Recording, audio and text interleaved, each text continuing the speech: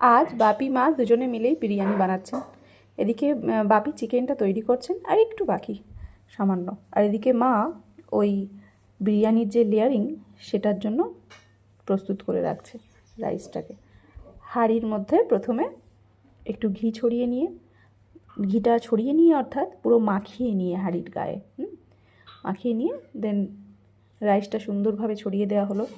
3 ভাগের 1 ভাগ রাইস ছড়িয়ে দেওয়া হচ্ছে। এটা ফার্স্ট লেয়ারিং। তার উপরে এই যে চিকেনটা তৈরি হয়ে আছে ওই চিকেনটা দিয়ে দেব। তার আগে একটু বিরিয়ানি মশলা দিয়ে দিলাম।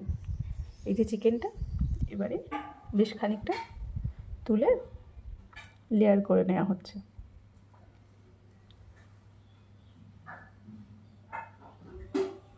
বিরিয়ানির আলু একটু বড় বড় হলেই ভালো দেখায়, কিন্তু বাড়িতে এই আলুই অ্যাভেলেবেল ছিল, তাই সেটা দিয়ে বানিয়ে নেওয়া হচ্ছে।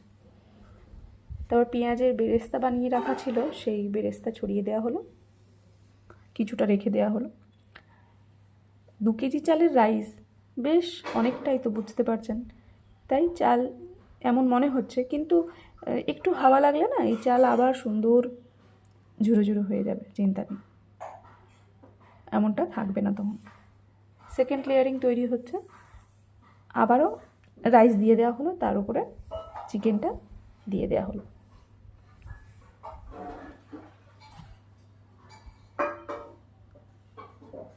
এবার বাকি যে রাইস ছিল সেটা একদম উপরের লেয়ারিংয়ে, থার্ড লেয়ারিংয়ের সময় দিয়ে দেওয়া হলো।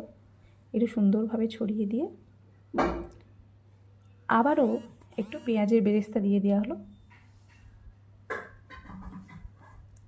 বিরিয়ানি মশলা ছড়িয়ে দেওয়া হলো দ্বিতীয়বার।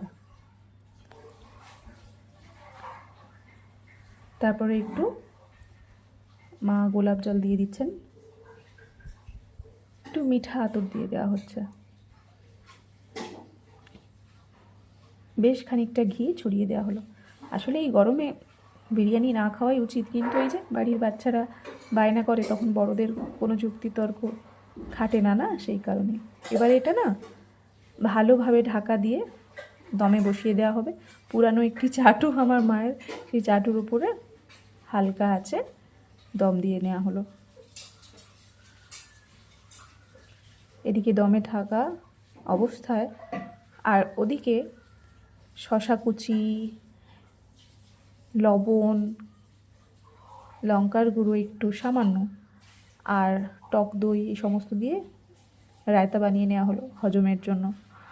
এইদিকে আমাদের বিরিয়ানি রেডি, দেখতেই পাচ্ছেন।